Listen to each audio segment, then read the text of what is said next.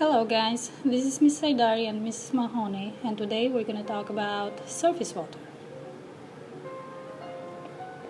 So the essential questions that you guys need to keep in mind as you're watching these video notes is where is fresh water located, how does it move, and where is it stored, and additionally, does Earth have a lot of fresh water?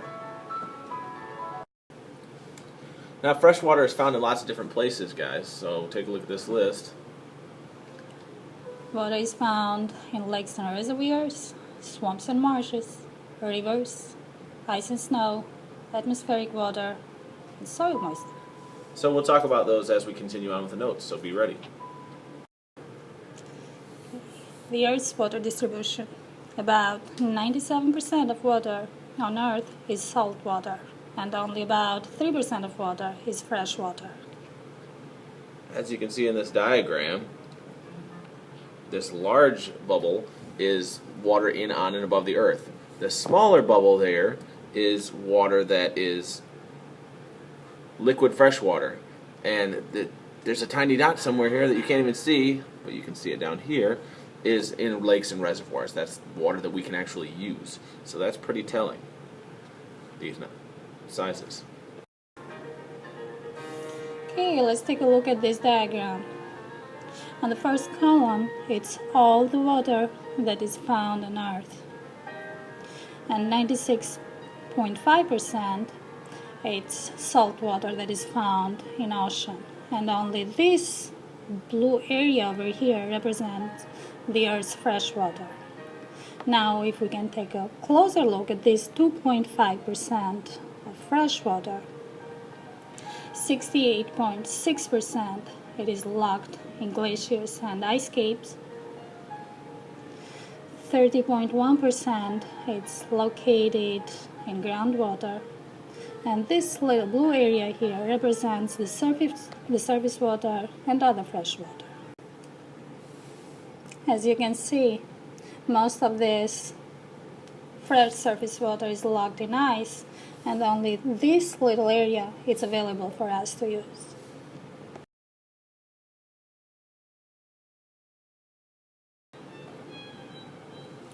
Okay, water can fill in the lakes in different ways. Rivers can fill in the lakes, underground water can fill in the lakes, and of course the runoff precipitation can fill in the lakes. So the first one we're going to talk about is lakes. Lakes are surface water runoff that have accumulated in a low spot. So obviously this area here is just the lowest elevation. Water's going to flow to the bottom. If you take water and you pour it on something that's on a tilt, it's going to run downwards.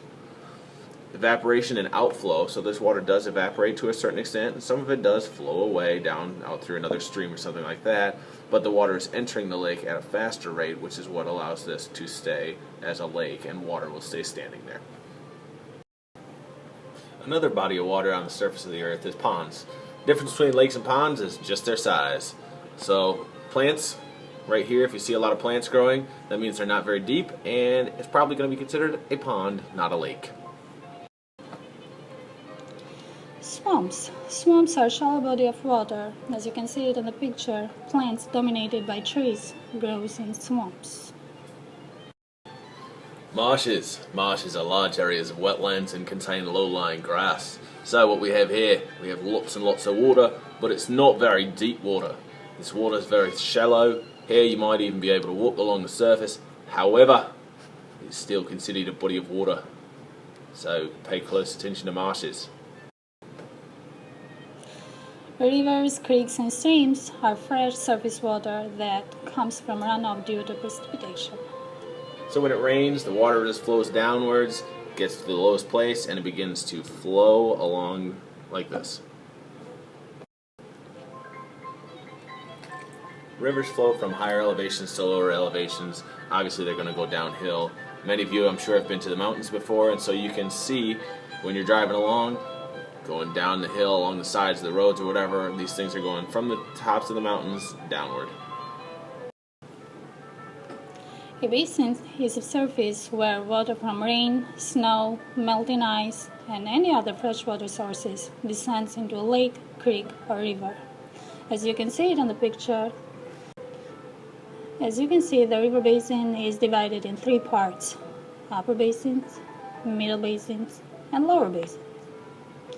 The upper basin, I can call it as a watershed because it drains the water in a small area. As you can see it here on the lower basins, the lands start to drain into a larger river, and then eventually this river, it will end up to a large lake or an ocean.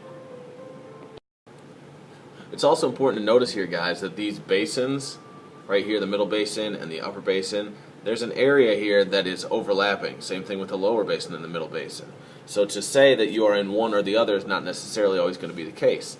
Make sure that you understand river basins, this whole area is draining towards that river in the middle. This whole area is doing the same thing, so on and so forth. Ultimately, they would all be part of one giant watershed. A watershed is an area of land that drains all the streams and rainfall to a common outlet, such as a lake, mouth of a bay, or any point along the stream channel. As Mr. Mahoney mentioned it before, all the rain, all the precipitation runoff in these little areas comes together and drains to a common river or stream. Just like you guys saw on the diagram a few slides back, a large portion of the world's water supply is housed in glaciers. So they are huge masses, and you can tell because this is a mountain right there, huge masses of ice and snow that are formed on land. They're different from icebergs. They did not bring down Titanic, unless Titanic was up here on a mountain, which I don't think happened. Glaciers move very slowly. They're just going to travel down, sort of like water would in a stream, except it's frozen. So celebrate. About 10% of the Earth's landmass is covered with glaciers. 2/3 of the world's fresh water is locked up there. So we can't use it because we don't have a big enough stove to melt it all. An iceberg is a large mass of free-floating ice that has broken away from a glacier. Iceberg, dead ahead! The iceberg originates from snow and consists of fresh water. So even though this iceberg is floating on ocean water, the iceberg itself contains fresh water. Water contains dissolved oxygen that is used by organisms that live in the water. But if the amount of dissolved oxygen in water drops, the quality of water is decreased. This process is called purification. So the reason that there's a lot more oxygen at the surface of the water is that that's what comes in contact with the air up here. Down at the below, there's not as much oxygen, so we need some way to get the oxygen from the surface down into the water further down, and we're going to talk about that in a second. Lakes do not remain lakes forever. Eventually, lake will fill with sediments, remains of dead fish, plants, and other organisms. The activity of lake is affected by nutrients. When the amount of nutrients such as nitrates and phosphates increases, they cause the algae and other organisms to grow faster. Turnover is the process that happens in ponds and lakes where the water turns over from top to bottom. Now, as you can see it in this picture, the temperature of water in different depths of the pond differs, and this creates convection currents. As the surface water goes to the bottom, distributes more oxygenated water, and then the water that is at the bottom of the pond turns to the top. As I mentioned it before, turnover process helps to reoxygenate the lake and pond water. The bottom of lakes and ponds have less dissolved oxygen, and the dissolved oxygen in water supports the aquatic life.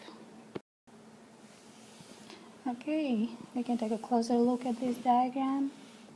We can see that water temperature changes in different depths of lakes and ponds. So the convection currents helps to distribute dissolved oxygen in different parts of lakes and ponds. And now remember After watching this video, you should be able to answer the following question. Where is water located? How does it move? And where is it stored? Does Earth have a lot of fresh water?